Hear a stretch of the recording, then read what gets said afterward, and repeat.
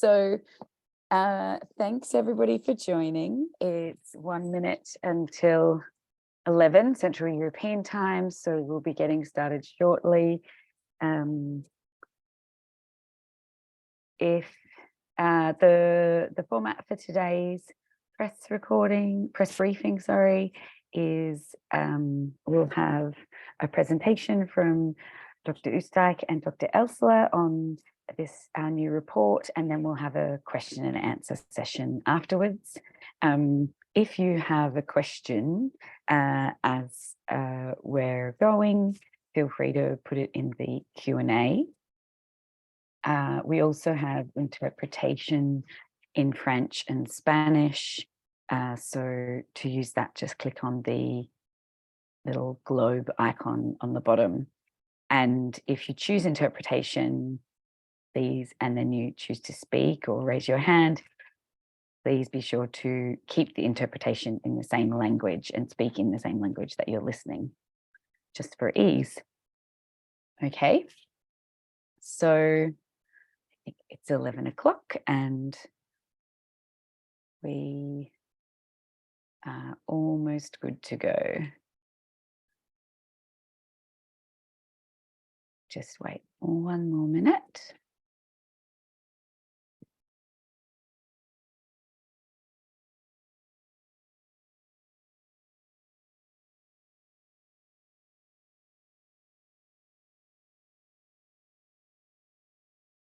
Okay, so we'll get started now. Thank you so much to everybody for joining, and apologies that the room was automatically open before, but we really appreciate you joining us today for this briefing on the new report from Our Fishing Client Earth, authored by Dr. Oostdijk and Dr. Elsler, on the better use of public money, the end of fuel subsidies for the EU fishing industry. I'm Rebecca Hubbard, the Program Director of Our Fish, which is a European project aimed at ending overfishing and restoring healthy ocean ecosystems as action on the climate and biodiversity crisis. And we're really pleased that you could make it today. As I mentioned before, we are recording, so hopefully that's fine. And as well, we have live interpretation into French and Spanish.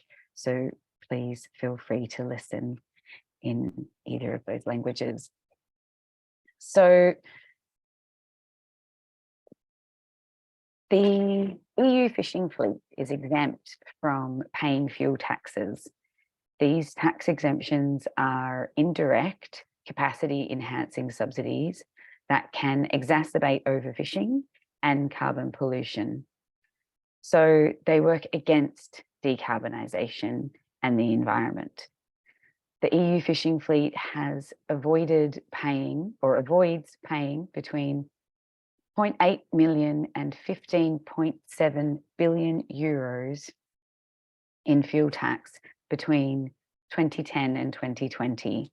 That's around 700 million to 1.4 billion euros annually.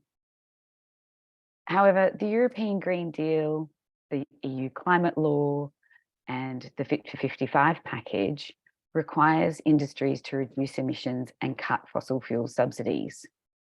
As part of this effort, they are revising the Energy Taxation Directive and proposing to remove the compulsory detaxation of fuel for fishers. So until this point, fishers in the EU fishing fleet have not paid any fuel tax since at least 2010, up to 15.7 billion euros in fuel tax they've avoided paying. But with the revision of the Energy Taxation Directive, they are proposing to change this. The Commission's proposal for the revision of the ETD includes a tax rate for fuel tax for the fishing industry of just 3.6 cents per litre, which is approximately 20 times lower than the average tax rates for road transport, who pay around 67 cents a litre. So even such a small and incredibly tiny amount of tax has been proposed. A number of member states are opposing the removal of fishing fuel subsidies through the revision of the ETD. This seems to be under the guise of doing the best thing for the fishing industry. However, fuel subsidies don't mean a reduction. Removing fuel subsidies, do not necessarily need to mean a reduction in support for the fishing industry. And in fact, we absolutely must remove fuel subsidies if we are going to enable a transition to low impact and low carbon fishing. So our Fish and Client Earth commissioned independent consultants, Dr. Oostdijk and Dr. Elsler, to investigate alternative subsidies that could better support small-scale fisheries, deliver improved socioeconomic outcomes, and accelerate the urgently needed decarbonisation of the EU fishing fleet. And the results are quite outstanding. I'm going to hand over now to Dr. Oostdijk and Dr. Elsler, and they'll run you through the methods and the calculations of the report and the findings, and then we'll have a discussion afterwards and a Q&A. As I said, if you'd like to ask them any questions, please feel free to put them in the Q&A during the presentation, and we'll open up after that. So I'll hand over to you, Mette. Thank you. Thank you, Beck, for the excellent introduction. I'll just skip right to what we did in the report. So here we estimated the lost revenue from fuel taxation in the EU fleet, and we focused on several case studies. And we used 3 scenarios of taxation with the base rate, the very low rate proposed by the European Commission.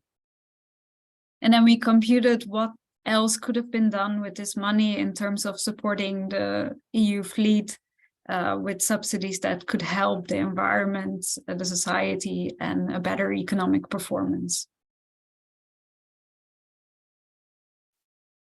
So the 3 scenarios that we used, the first scenario is based on the European Commission proposal of 36 cents per liter. And then the 2 other scenarios are based on normal rates for road-based fuel taxes. And as Beck already said, the average of that is 67 cents per liter. And we found that in 2019, which is the year we use as a reference year, because 2020 and 2021 aren't exactly normal years because of the pandemic, we found that with this low rate, this would amount to 71 million euros for one year for the EU large-scale fleet, while it would be 650 million at 33 cents per liter and 1.3 billion at this rate, which is the average road-based fuel tax rate. And for the small-scale fleet, these amounts are much lower. 2.8 million euros for the lowest rate of taxation, 28 million for this intermediate rate of taxation, and 57 million for what could be considered a normal rate of tax, fuel tax. And the estimated CO2 emissions in 2019 are 5 million tons for the large-scale fleet, and a much lower 230,000 tons for the small-scale fleet. We also found that the small-scale fleet is less impacted in terms of profitability in scenarios of fuel taxation. So to see how we could divert the subsidies from these subsidies that stand in the way of decarbonization to more constructive subsidies in terms of the environment, socially and economically, we did a literature review on alternative subsidies for the EU fleet. And we focused on 17 different subsidies. And I'm just highlighting 2 now here. which are energy reduction and decarbonization and low impact fishing practices. So for the methods, we assigned impact scores for the environment, the social dimension and economic dimension of these subsidies. And subsidies would get a low score if they are capacity enhancing and support fisheries that would otherwise be not profitable, and are not welfare enhancing or are, for instance, encouraging overfishing. They get an intermediate score of 2 if they are ambiguous towards those targets, and they get a high score if they are ecosystem enhancing or are making the fisheries more resilient or profitable. So, for instance, energy reduction and decarbonization gets a higher score than fuel subsidies on these dimensions, and low impact fishing as well, which examples of energy reduction and decarbonization are, for instance, investing in more fuel efficient gear or electrifying ports. And examples for low impact fishing would be bycatch avoidance or more selective gears.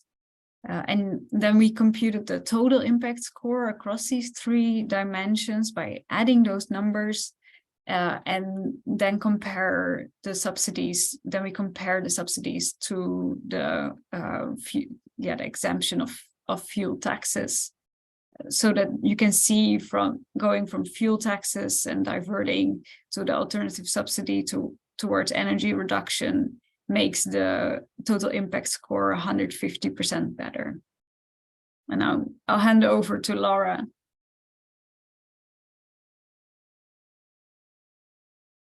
Thank you, Martje. In the next steps, what we did in the report is understand if we invest in any of the 17 alternative subsidies.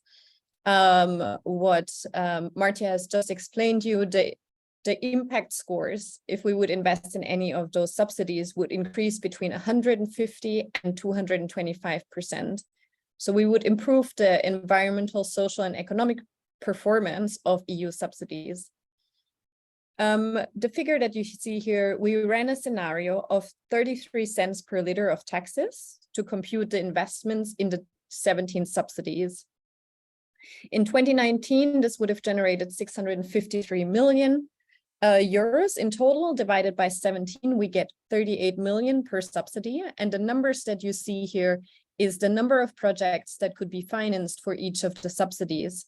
So, for example, they would allow paying for 3,000 protection of aquatic species projects, like monitoring of MPAs, for example, 580 certification projects, 3,000 professional training measures, such as improving fishers' mobility or enhancing women's leadership. Investing in each subsidy, 38 million, would improve the impact score by 188%. Please, next slide. We ran scenarios for case studies in Spain, France, and Germany. And for this, we selected 6 alternative subsidies that you see on the figure on the right-hand side. This is fisher assistance, fisheries management, professional initiatives, decarbonization, regenerative practices, and low-impact fishing. In Spain, taxes would, in 2019, would have generated 193 million euros, and dividing up the revenues could assist, for example, 960 fishers with a year of salary, which is equal to 3% of all the fishers employed in Spain. Dividing this up, between the 6 subsidies would improve the impact score by 191%. Please, next slide. France would have generated 109 million euros. And one example that we've seen in the EU data was that in 2018, France paid a subsidy to study the fitting of hulls of boats to optimize fuel consumption and reduce CO2 emissions. Looking at the investments that we could do of the 109 million divided by 6 alternatives, we see that we could pay for 45 decarbonization projects, like the one of the hull optimization, and extend this to 1% of the entire French fishing fleet, in addition to the other 5 subsidies. Please, next. In Germany, Germany would have generated 12 million euros in 2019. And they, for example, have invested in 2020 in a 2-year fishing for litter project. The regenerative practices similar to the fishing for litter project could be extended to 1% of the fleet, in addition to investing 2 million euros in the other 5 subsidies. Please, next. So we're coming to the conclusions of our report. And as Rebecca has said earlier, we welcome questions to come on. In 2019, the tax revenues would have ranged between 74 million and 1.4 billion euros. To put this in perspective, this is equal to between 8 and 151% of the EU's biggest fisheries subsidies, the European Maritime Fisheries and Aquaculture Fund, that's being paid out every year. The data shows that fuel subsidies support the biggest emitters, large-scale fisheries, but also that large-scale fisheries are less resilient to shift from profitable to unprofitable fishing when we have changes in fuel taxes compared to the small-scale fleet. Removing the fuel subsidies does not mean to reduce the support for the fisher sector, but rather to shift to alternatives such as professional training, fisheries management, and low-impact fishing that could deliver win-wins for the environment, fishing industry, and the economy. To realize these benefits, the EU would have to apply just half of the taxes that are usually applied to other similar sectors that are using fuels. Because eliminating fuel subsidies can help a just transition to low impact and low carbon fisheries, improve the performance of subsidies with regard to ecosystem, society, and environment. It's a really strong argument for us to end fuel subsidies with the Energy Taxation Directive, and a worthwhile pursuit to be supported of all of us. Thank you. Brilliant. Thank you both. So we can now move to questions. If people put up their hands, if they would like to ask a question, then I should be able to permit you to speak and ask your question. Otherwise, you can just put it in the Q&A or the chat.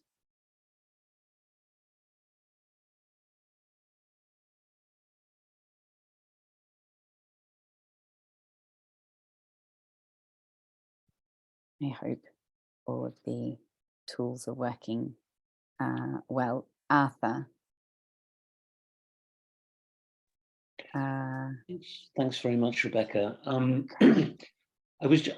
Would it be correct in saying that the 6,000 projects are not all energy reduction and decarbonisation projects? These are also things like early retirement and coastal fishing community support and that sort of thing, first of all.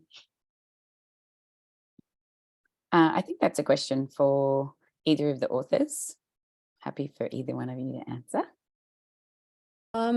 So I'm not entirely sure about the 6,000 projects that you're referring to, but when we are taking the entire tax amount generated, that would have been generated in 2019, we could have paid for 6,000 approximately 6,000 projects only for decarbonization and energy reduction. And those, for example, so I think what's worth highlighting is that, of course, each of those subsidies come at a different cost. And the decarbonization and energy reduction type of projects include more simple things like fuel efficient equipment and gear, all the way to much more expensive measures such as electrification of ports. But the 6,000, that's just entirely focusing on the energy reduction and decarbonization. And so this just refers to 38 million, or 1/17 of the entire revenues. Okay, two more questions. In terms of the alternatives to powering fishing vessels with red diesel, what do you all see as the most economic and realistic alternative technologies?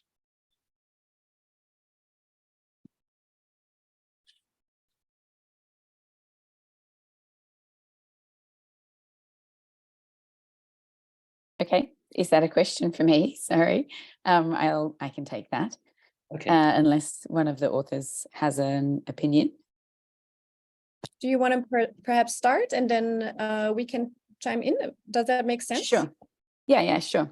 So I think that, I mean, immediately the transition to lighter, less heavy impacting gears reduces fuel use. So I think there are a number of things that the fleet can do without huge transitions to different types of energy that would already reduce and minimize their fuel consumption significantly.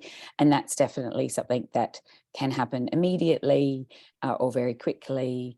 And of course would have co-benefits for ecosystem health and jobs and so on. And then I think it's a matter of what we've seen looking at the decarbonisation of the shipping industry, because the fishing industry is really the slower off the mark to start decarbonising, that it will to some degree follow the shipping industry in its approach to decarbonising. But looking at alternatives like wind and even electrification for some of the smaller scale vessels, I think is definitely very much achievable and would be probably one of the first movers. And it's true that some of the bigger vessels, it will be harder. But having said that, you know, many of us probably didn't think we'd have so many electric cars on the road 10 years ago as we do now. So as long as there aren't those economic incentives to decarbonise, the progress to actually advance that technology and adapt and adopt that technology will be slower. Laura or Marcia, did you want to add to that? So I'd be happy to fill in, and Marcia, do add anything that I'm missing. I very much agree with what you said, Rebecca. There's probably these two possible options. The one being the things that are, or the types of equipment, gear, and actions that are taken at the moment already. So the EU has, for example, provided already subsidies for fuel efficient nozzles, for trawl rarbs that are more fuel efficient, so different types of gear that are more fuel efficient, or the electrification that I've been talking about of ports. So these are things that are already happening in this moment. And then there are the things, the possible future innovations and technologies that are available in other sectors, but that could be applied. So the electrification of fishing vessels, hybrid systems, the use of alternative fuels like biofuels and biogas that are already there, but because there is a lot of innovation and technological innovation involved in that. I think we will have to be waiting for those, but there are many things that we can fall back on already today. Okay, and my last question was just going to be about the 56 million tons of carbon emitted last decade between 2010 2020.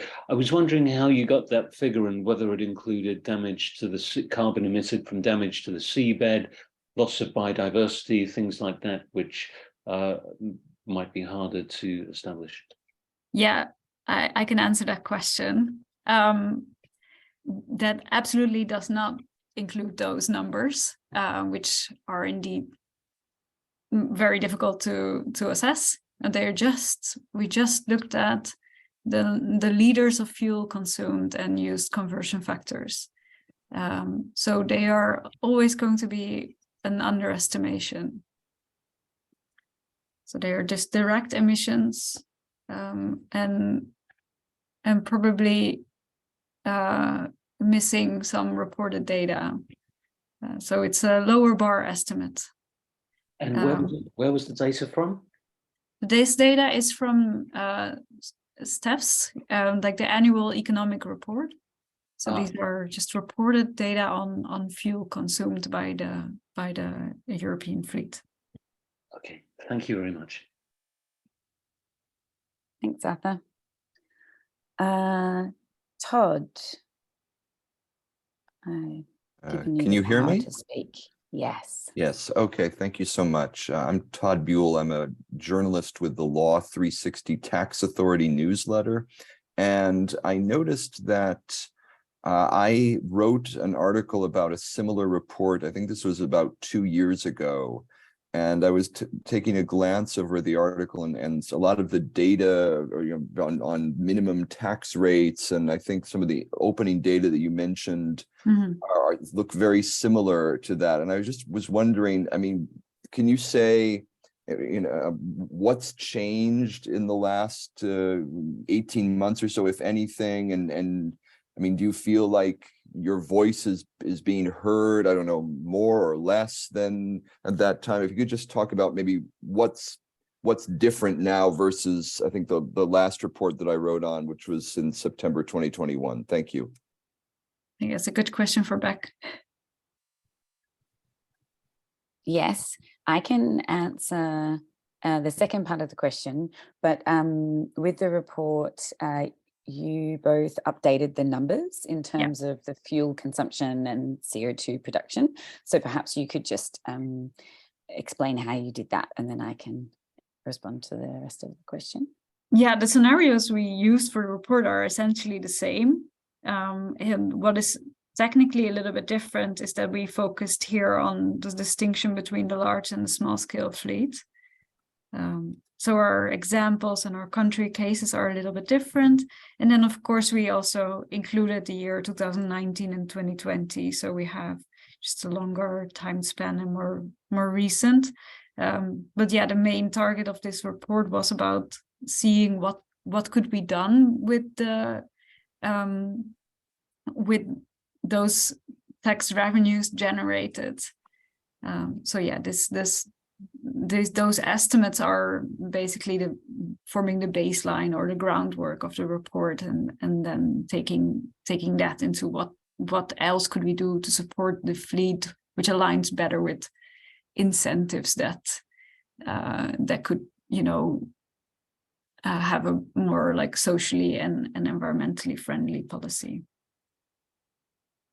Yeah, I think that's a really excellent summary. Essentially, what has happened since we released the last report, I mean, the Energy Taxation Directive has been under review since then. So it did start in 2021, early 2021, I think.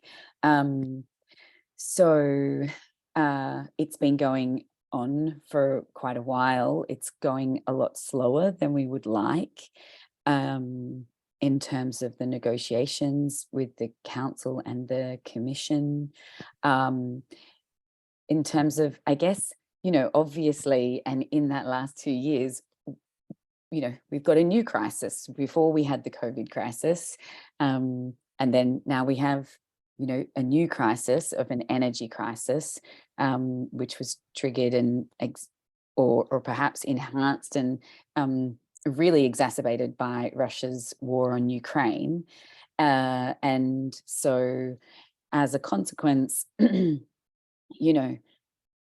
looking at fuel and taxing fuel it's a really tricky time to do that. This is possibly one of the hardest times to do that, except it won't be as hard as it will be next week or next month or next year, because the climate crisis is getting worse and the biodiversity crisis is getting worse. So there will be, potentially less fish in the sea. If certainly they'll be under more pressure from climate change. The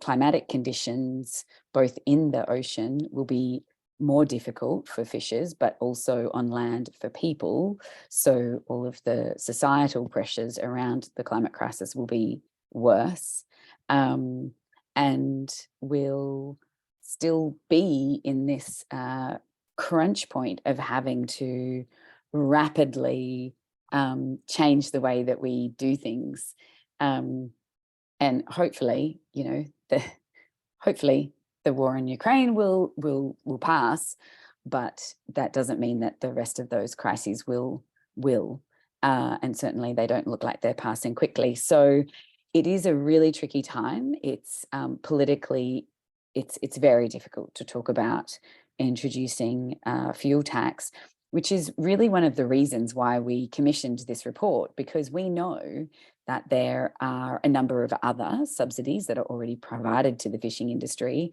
And we also know that there are other ways that you can support the fishing industry. And this report really demonstrates that instead of promoting the burning of more fossil fuel, we could actually be promoting increased resilience of fishing communities. We could actually be promoting a reduction in high impact gear or a transition to low carbon fishing. We could be promoting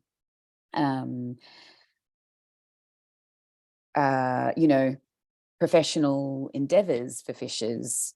We could be promoting safety at sea. There's so many other things that we can do to support the fishing industry that deliver better social outcomes, better environmental outcomes, and often better economic outcomes.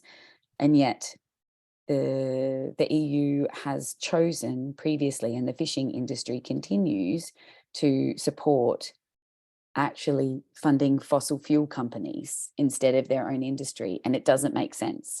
So that's why we commissioned this report, and that's why we are here having this very difficult conversation, but in an effort to really demonstrate what the potential could be if we embrace this transition to low impact and low carbon fishing, and really utilize taxing resources rather than taxing people.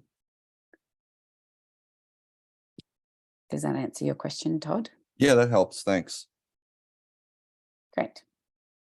Someone else did have their hand up, but it does seem to be gone. Arthur, did you have any other questions, or is that an old hand?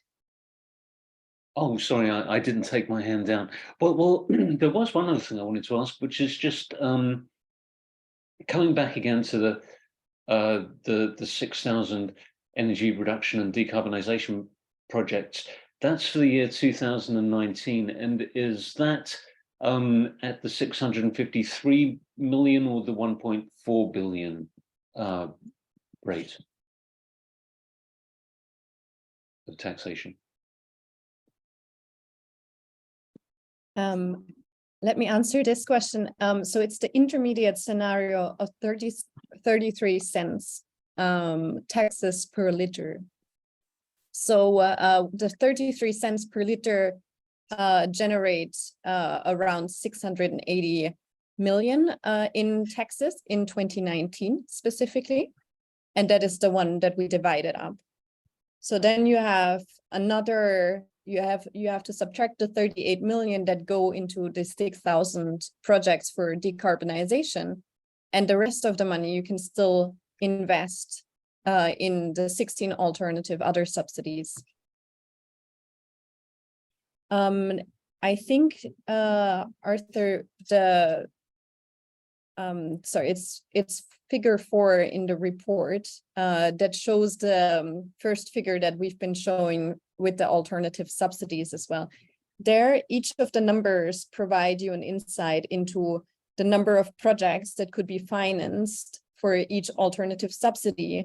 And that's already divided between the 17. So there's a lot of, you can actually see this magnitude of how much could be financed just with increasing fuel subsidies. But part of the reason is, of course, that there is so much fuel that is being used by the fishing fleet. So there's a high volume of fuels that is being taxed. And as a consequence, there would be a large amount of tax revenues that could be redistributed into alternative subsidies, as Becca has been saying so eloquently before, into improving into investing into a transition to low impact and low carbon fisheries.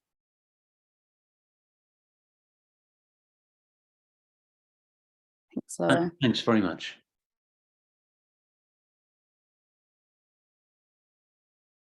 Great. Does anyone else have any other questions? Please raise your hand if you do. I don't see any.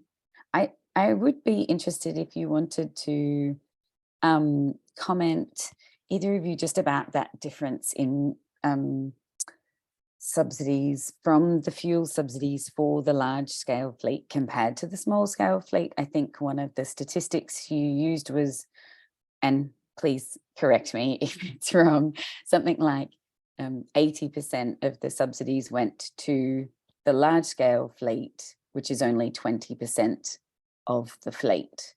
But I may have that slightly wrong. Was it something like that in terms of the amount of subsidies going to the large scale fleet and comparatively in terms of support? I don't have that number on the top of my head, actually. Would have to look at the amounts again, but it's much, much more. So yeah, and there are a lot of people working in the small scale fleet. Great, no problem. It was probably a bit of a big ask to remember that number. Well, probably just the number that you were presenting before was so for the lowest tax scenario, the large scale fleet would have paid 71 million euros, whereas the small scale fleet would have just paid 2.8 million euros. So that already gives you a sense of the magnitude of how much less is being used by the small scale fleet in terms of fossil fuels. And we have a similar result for the CO2 consumption. So consequently, because there is so much more fossil fuel being used, the large scale fisheries are also the biggest emitters. Yeah. Okay, great.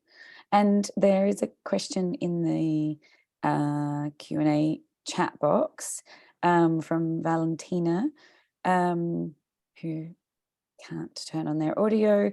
Are there any experiences where fuel subsidies have already been converted to other support measures, such as professional training or pivoting to more sustainable fishing?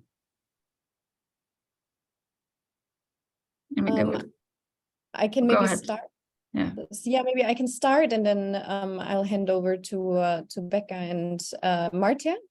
So there's a worldwide process of eliminating fuel subsidies that's happening under the World Trade Organization. So the fuel subsidies are categorized as one of the harmful subsidies because they often support overcapacity and make unprofitable fisheries very viable. And a lot of these fisheries then compete with small-scale fisheries or compete with fisheries in low-income countries.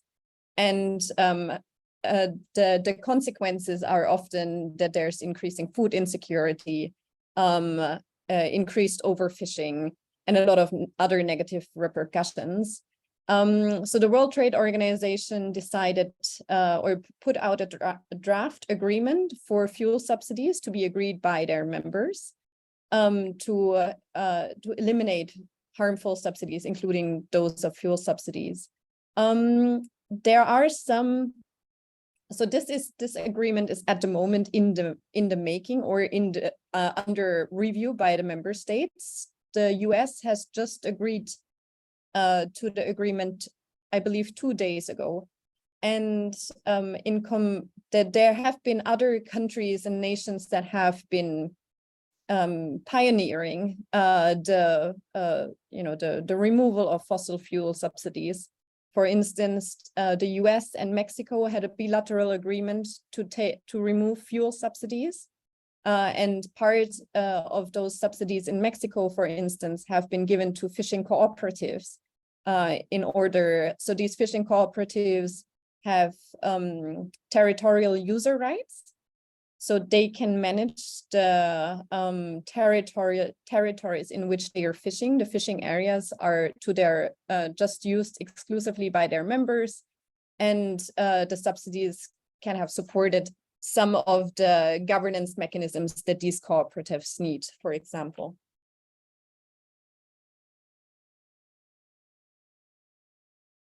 Excellent. Thanks, Laura. That was very comprehensive. I think as well as the move to remove fossil fuel subsidies and fuel subsidies specifically for the fishing industry, I mean, there are also other, as I mentioned before, we call them alternative subsidies in this report, but other financial support mechanisms for the fishing industry already. So some of these things are also available. Generally, they wouldn't necessarily translate exactly tax revenue and then specifically from the fishing industry goes directly into the fishing industry, like back in. But what I guess we wanted to demonstrate with the report is that, well, by paying tax, you generate much more revenue. So you have more money to be able to distribute throughout your society, including to the fishing industry. I don't know if you wanted to add anything, Marja. No, I think I don't have anything to add here. Great. Okay. Well, we like to make these press briefings really short and sharp and just answer questions that you have as journalists. So if you have any more questions, please raise your hand now. Otherwise, we're really happy to take questions via email. Dave's put his email address into the chat. There's also the link to the full report and the executive summary of the report. We will have a French, Spanish, and German version of the executive summary ready in the next couple of days, which we will make available and circulate to journalists. Or please do feel free to get in contact if you have any more questions.